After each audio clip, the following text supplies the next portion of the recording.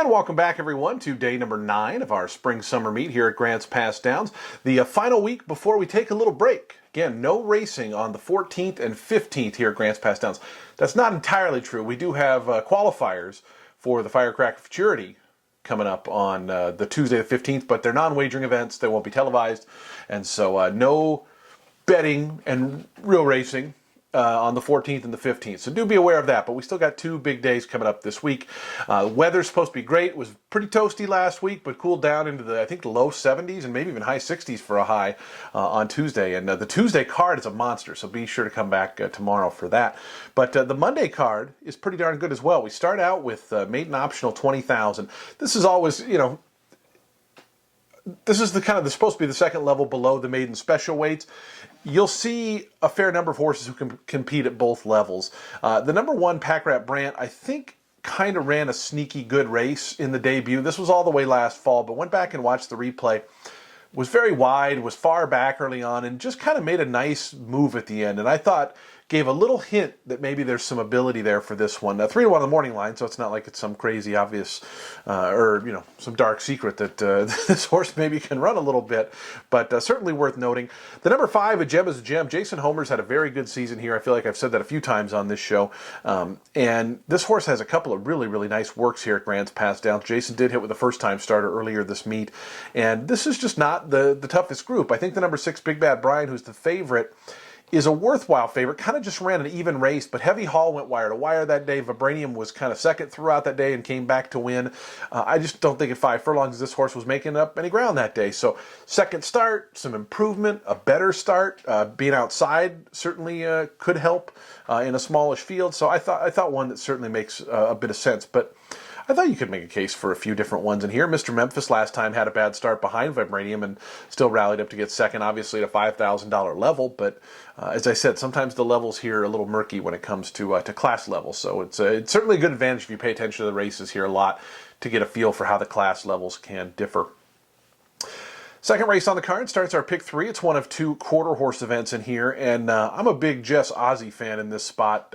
First start of the year was 6th in the Mail Tribune behind Jail Rebel. Jail Rebel just came back and won again last weekend, and this horse drifted way out to the outside fence last time, and so I just thought if a little more and still ran pretty good. So if able to not give up that kind of ground, maybe a big contender in here. Chumley fired really well off the layoff last time to beat Holly Van Gogh, who's also in here.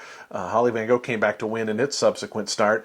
And Foursome Jess on the outside, the Hector Magallanes runner, another one who had kind of a terrible trip last time. And if you toss that race, I think the rest of this horse's low sal form looks pretty good. And this horse took some money in that last race as well. So I think a lot of people were banking on that low sal form. Maybe you get a little bit better price this time with the number 7, Foursome Jess. But kind of a contentious little group there in the second race. I think it's kind of a fun, tough race. Third race on the card, we're going 400 yards. This is a maiden special weight event. And, it's a big full field. Magallanes has a horse on the outside who did, Hector's horses have been running really, really well here at Grants Pass Downs. So I feel like they're going to take money, even without a lot of form. And so Farm Cash, I wouldn't be surprised if that one takes a fair bit of money. Nick Lowe has Marcelino, who, was kind of running in the Far West Futurity trials, and Far West Futurity came back and didn't run bad. The Ultima Esperanza race. Ultima Esperanza was a horse that was taking a while to break the maiden and finally did. And there's a number of them that come out of that race. Dash for Ginger T, I thought, had a little bit of traffic trouble in that same race and maybe would upgrade just a little bit. I'm a little more curious about the number 4, Dash and Chickwagon for Jaime Lopez Sr. Jaime's had a very good meet with JL Rebel and others, obviously. But the horse had a bad start. It was a career debut. Triplicity came back to win pretty nicely last week and came out of that same maiden special weight. Gets the added ground, so gets an extra 100 yards here to work with, which with a better... we just don't know a lot from what we saw last time because of the bad beginning and stuff. So I thought at a price, maybe Dash and Chickwagon a little bit interesting. And also, honestly, maybe Wave to Glory at 10-1 in the morning line. After kind of a bad start, ran a really, really improved effort. First time for Nick Lowe. Nick's a very good quarter horse trainer. And so I thought some prices and chance. It's a big field, so obviously you're going to get some prices. But I thought a few chances to beat some of the horses I think might be favored, like Marcelino and even the horse on the outside. Thoroughbreds begin the jackpot pick 5. The carryover a shade under 40 grand. I think we're at 39.5 for the carryover. You have to be the sole winning ticket to take home the entire jackpot. So just always remember that when you play that wager. state-bred Oregon runners, non-winners of 3 lifetime, and Travis Wheeler down on the inside with Jacomina coming off a win. Travis has been enjoying a very fine season thus far, 4 for 15 here at Grants Pass Downs, and this one was running in a maiden optional last time out, broke the maiden, so is a little bit out of condition because this race is for non-winners of 3, but was against open maidens and now is against Oregon restricted. So does open non-2 kind of the same as Oregon non-3? Yeah. You could argue it. How about that? We'll say that. You can argue it. Speed's certainly going to come from At You Lover, but At You Lover won at 2,500 or 3,200 rather, non-2 2 starts back, and now going up to the non-3. I don't know. I just thought that I feel like there's enough to beat this horse. Bright Lily's one who I thought ran a good race against Lounge Jack 2 back. Came back and didn't really fire last time out, so that's obviously a little concerning. That was against 10,000 non-winners of 3 life runners, but I guess I was just trying to beat At You Lover, and it might take somebody else going. My Girl Coco has a lot of early speed. It might take that one dueling with At You Lover to maybe set it up for a Jacomina or Bright Lily, but we shall see. Pace becomes so important sometimes in these races, and getting positioned into that first turn is obviously such a big factor in racing on the half-mile oval. But yeah, starting off the jackpot pick 5 with that race. The 5th race on the card, starting the late pick 4, $2,500 filly and mare claimers, which have not won 2 races since a year ago, June 7th of 2020, or which have never won 4 races. So a couple of different connections. I was against Madame Jeanette last time as the favorite and was proved right on that one. Just didn't really fire all that great. I would probably stay against that one in this spot. Non-winners of the year last time out, again, this is kind of a dual condition, but really it's kind of a level condition, and just at another short price, I think I would be trying to beat. The Champ is Flooring is one I liked each of the last couple times and didn't fire. And normally when I jump off a horse, that's when the horse runs good. So if you like the Champ is Flooring, this might be the time. Clem Juice was victorious last time out. Kind of a hard-fought race, but none of the favorites fired in that race. Flyer Flower and My Light Night, who were 2nd and 3rd, were also long shots. It just seemed like a race where the best horses in the race didn't really fire. So I'd be against Clem Juice a little bit in here too. I really liked Miss Gunny in this spot. They claimed the horse 2 back and runs last time out and was just terribly wide in that Clem Juice race. And so this horse wants to be closer up, tried to get up toward leads, and was literally cast out 5 or 6 wide and just had 0 chance. Gets Jory Scriver, who's a hustling rider.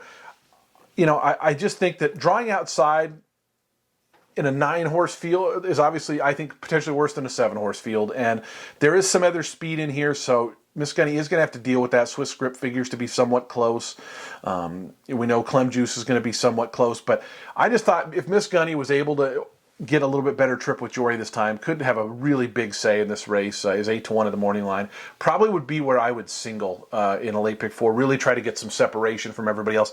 A lot of handicappers are going to tell you, oh, single the one that looks the most like a winner, and everybody else is doing that, and this is a pari-mutuel game. You want to be different than everybody else, and this is a spot where I would be trying to do that and try to get some separation from the other players because, by the way, we got a stakes coming up in the 6th race, the Shady Cove, which we'll talk about, in some bigger fields later on. So, you're going to have to make a stand. You don't have to make a stand if you want to spend all the money you want.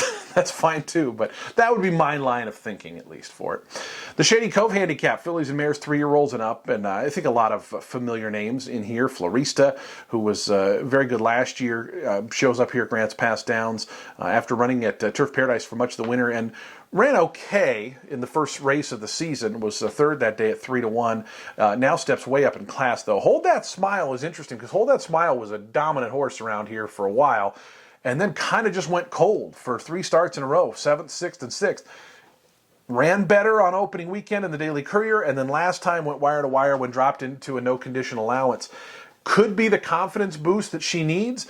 There's other speed in here. She's going to have to outgun them. Miss Important, who Billy Christian and them claimed for 10,000 last time, is in here off a wire-to-wire win. So I'm really, and Hold That Smile has inside position. The only horse with some speed early on is Square Peggy, who's drawn on the inside. That's drawn inside of the horse we were talking about. Hold That Smile is the number 1 Square Peggy. So Hold That Smile, I think, who has the lead going into the turn, if somebody is clear, could have a major advantage in this race. Should be a lot of fun. The Shady Cove Stakes, our feature on the Monday. Shady Cove Handicap, I should say. The 7th race on the card, a starter allowance, $3,200 or less over the last couple of years.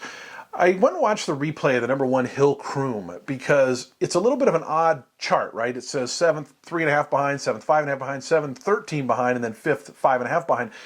It's kind of how it played out. And the horse was closer up before dropping back, before kind of re-rallying. And when they go into it was a 6.5 furlong race. And when they go into the first turn, Hill Croom is actually up kind of near the leaders and then has to take back, has got in a little bit of a tight spot, gets Eduardo Gutierrez still here.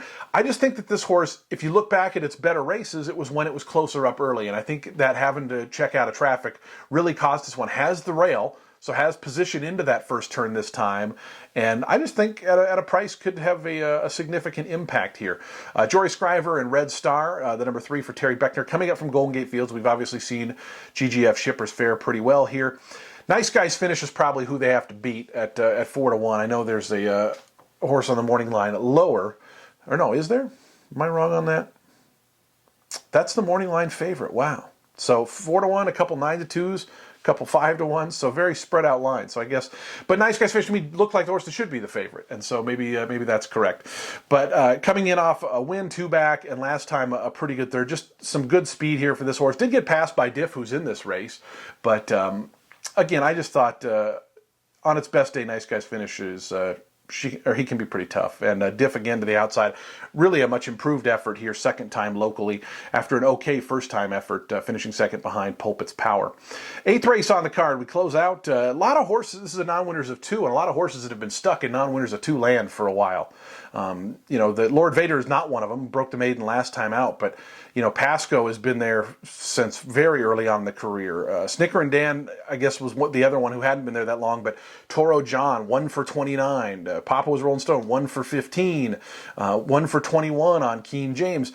Sometimes these horses just stay at that condition. That's kind of their level, and they're not win machines. And so I was kind of looking for maybe one of those newer ones like Snicker and Dan or even Lord Vader. I didn't think Lord Vader was that impressive visually to jump right up and win again, but sometimes horses, they get that confidence in that day or that first win, and they kind of wake up. So this was a tricky race for me. I didn't have a lot of opinion, and when I mentioned earlier I had kind of a single and would be narrower, this would be one of the races I would probably spread in a little bit more and maybe try to catch something a little goofy happening. Maybe even like Toro John, it's just so hard to take a horse that's lost that much and is off the layoff, and that would be one I would probably leave out, but yeah, this was just a peculiar race, one I struggled with, and that comes up when you're handicapping horse races. Because, by the way, might be the race you guys love the most on today's card. So, just a quick look at the Monday card, and again, day number 9. Again, racing today and tomorrow, and then we are off next week, the 14th and 15th. We are off of racing. We'll return right back after that.